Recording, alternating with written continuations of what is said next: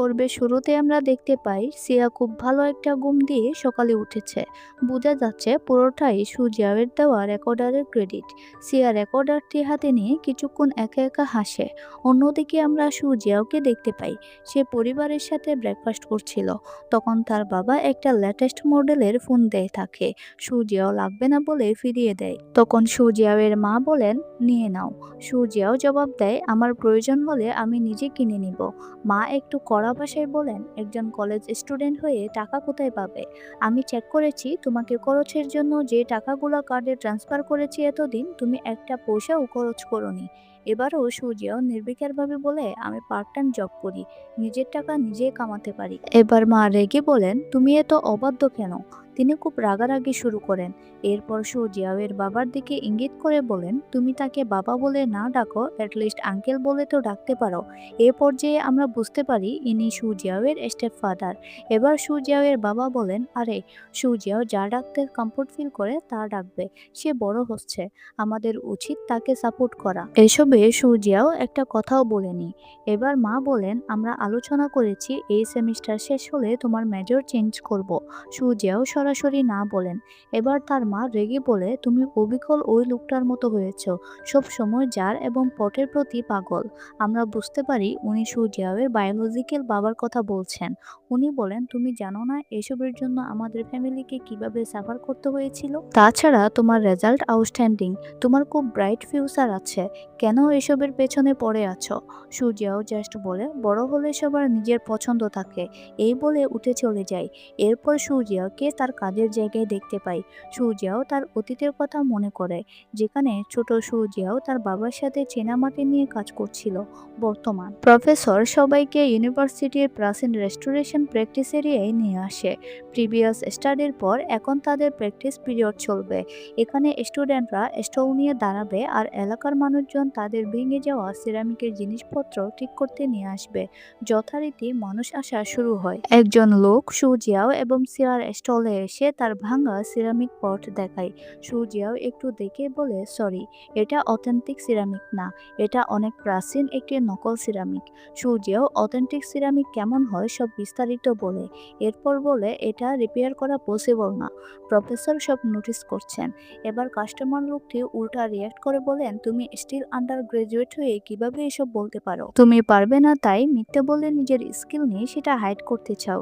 কিন্তু পাশে দাঁড়ানো কাস্টমার উপহাস করে বলেন, নিজের প্রোডাক্ট অথেন্টিক না আবার বড় গলা। এবার বাটপার লোকটি চোর ধরা পড়া ভঙ্গিমা করে এক প্রকার পালিয়ে যায়। এরপর পাশের কাস্টমার নিজের ভেঙে যাওয়া ফুলদানিটি সুজিয়াওদের দেয়। এদিকে ওয়াংলিনদের স্টলে ও নামের একজন আন্টি আসেন নিজের ভেঙে যাওয়া টি পট নিয়ে। উনি চান টি পটটি যেন রেস্টোরেশনের পর ঠিক আগের মতো দেখতে হয়। এরপর সবাইকে কলেজের রেস্টোরেশন রুমে দেখা যায়, তারা কাস্টমারদের কাছ থেকে কালেক্ট করা সিরামিক রেস্টোরেশন করছে। পরের দিন স্টলে আন্টি ও আসেন নিজের পটের জন্য। টি পটের অবস্থা দেখে উনি খুব রেগে যান। ওয়াংলিনরা স্ট্র্যাপ গ্লু দিয়ে লাগিয়ে দিয়েছেন। সুজিয়াও সবকিছু নোটিস করছিল। আমরা আগেই জানতাম এই দুই বলদ এর চেয়ে বেশি কিছু করতে পারবে না। তখন পরিস্থিতি সামলানোর জন্য প্রফেসর এসে সরি বলেন এবং আরেকবার সুযোগ চান। আন্টি ও আরেকবার চান্স দেন। সুজিয়াও এসে প্রস্তাব দেয় সে কাজটি করবে। ওয়াংলিন আর লি যাও তো খুশিতে সুজিয়াওকে দুই পাশ দিয়ে ধরে পাম্পটি দিতে থাকে। এরপর রেস্টোরেশন রুমে এসে সুজিয়াও টিপট ভালোভাবে চেক করে। সিয়া বলে, আন্টি কি কোনোভাবে মিসিং পার্টে প্লাস্টার করা পছন্দ করছেন না? এরপর তারা পুনরায় ভালোভাবে কাজ করার পর সিয়া তার স্কিল কাজে লাগিয়ে প্লাস্টারের অংশে পেন্টিং করে দেয়। রাতে তারা আবার হোর ওয়ার্কশপে আসে। সেখানে হোর বাবা ছিল। সুজিয়াও টিপটে সিরামিক দেখিয়ে সেম ক্যাটাগরির সিরামিক পিস আছে কিনা জিজ্ঞেস করে। হোর বাবা আছে জানায়। সিয়া হোর দিকে তাকিয়ে গতবারের জন্য ধন্যবাদ জানায়। হো সরাসরি সিয়াকে চিনে না, আজ প্রথমবার দেখা হয়েছে এমন অ্যাক্টিং করে। সুজিয়াও দ্রুত বিদায় জানিয়ে সিয়াকে নিয়ে বেরিয়ে আসে। আমরা বুঝতে পারি গতবারের কাজটি কোনোভাবে হোর বাবার অগোচরে হয়েছে। এরপর সিয়া আর সুজিয়াও টিপট নিয়ে আন্টির বাসায় যায়। আন্টির মেয়ে বাড়িতে ছিল জাস্ট। মেয়েটি তাদের বসতে দেয়। কথার মাধ্যমে জানতে পারি বাড়িটি আন্টির বাবার বাড়ি। ওনার বাবা গত হওয়ার পর থেকে উনি এই বাড়িতে থাকেন। মেয়েটি বলে, মা তো কোনোদিন চা খান না, এই টি পটও ব্যবহার করতে কোনোদিন দেখিনি। একদিন কাজ করতে গিয়ে আমার হাত লেগে এটি ভেঙে গিয়েছিল। মা তখন থেকে খুব রিঅ্যাক্ট করছে। তখন আন্টি আসেন। টি পট চেক করার পর ওনার মুখে হাসি ফুটে, বাট নিচের দিকে দেখার পর মুখ কালো হয়ে যায়।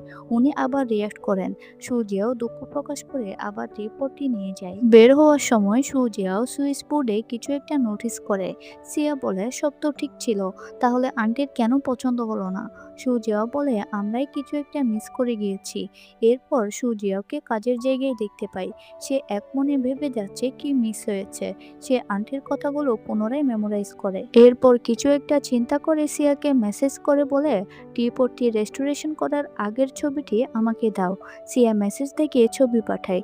ছবি চেক করে সুজিয়াও কিছু একটা নোটিস করে সিয়াকে কল দিয়ে বলে তোমার বাসার নিচে আছি, টিপটটি নিয়ে দ্রুত নিচে আসো। সিয়া সময় ব্যয় না করে নিচে চলে আসে। সুজিয়াও বলে আমি বুঝতে পেরেছি আন্টি কেন রেগেছিলেন। এরপর দুজনকে কাজ করতে দেখতে পাই। সুজিয়াও সিয়াকে দিয়ে টিপটের নিচে কিছু একটা লিখিয়ে নেয়। পরের দিন তারা পুনরায় আন্টির বাসায় যায়। সুজিয়াও খুব নরমভাবে বলে আমরা যথেষ্ট স্কিল গ্যাদার করতে পারিনি এখনো, তার জন্য খুব সরি। কিন্তু এবার আমরা সর্বোচ্চ চেষ্টা করেছি, আপনি কি একটু দেখবেন? আন্টি এসে টিপট দেখেন।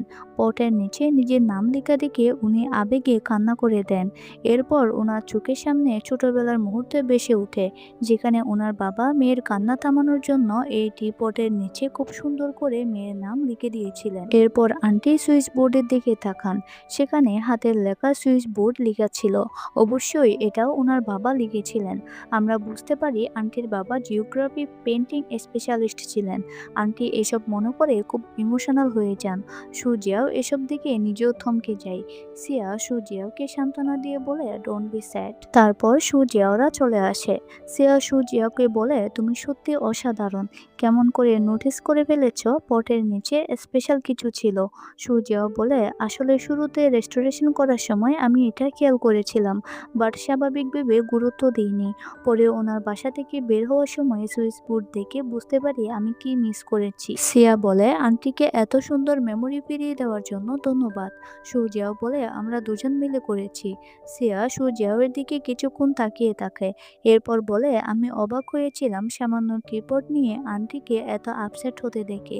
তারপর বুঝতে পারি এটি আন্টি এবং তার বাবার মধ্যকার সব মেমোরি ক্যারি করে। কিন্তু এসব মূল্যবান মোমেন্টগুলো যেন দিন দিন হারিয়ে যাচ্ছে। আমি মনে করি জীবনের বিপরীত মৃত্যু হতে পারে না। সবাই সবকিছু সময়ের সাথে ভুলে যাচ্ছে। আমরা জাস্ট আন্টিকে হেল্প করিনি, আমরা ওনার মূল্যবান মুহূর্তগুলোকে পুনরায় ফিরিয়ে দিয়েছি। এই পর্যায়ে সুজিয়াও হাঁটা থামিয়ে দেয়। সিয়া তার দিকে তাকায়। সুজিয়াও বলে আমরা মাত্র কয়েক দশক বেঁচে থাকি, তবুও আমরা অসীম সময়ের সাথে জড়িয়ে পড়ি। এটা সত্যিই চমৎকার, তাই না? সিয়া কেমন জানি লজ্জা পেয়ে হাঁটা শুরু করে। এখানেই এপিসোড 4 শেষ হয়। তো কি বুঝলেন আপনারা? অবশ্যই আমরা সামনে এই ইন্ট্রোভার্ট সুজিয়াওয়ের কাছ থেকে তার স্বভাব বিরোধী আরো অনেক চমৎকার আচরণের সম্মুখীন হতে যাচ্ছি। সো দেখা হচ্ছে পরের ভিডিওতে। Until then, bye by.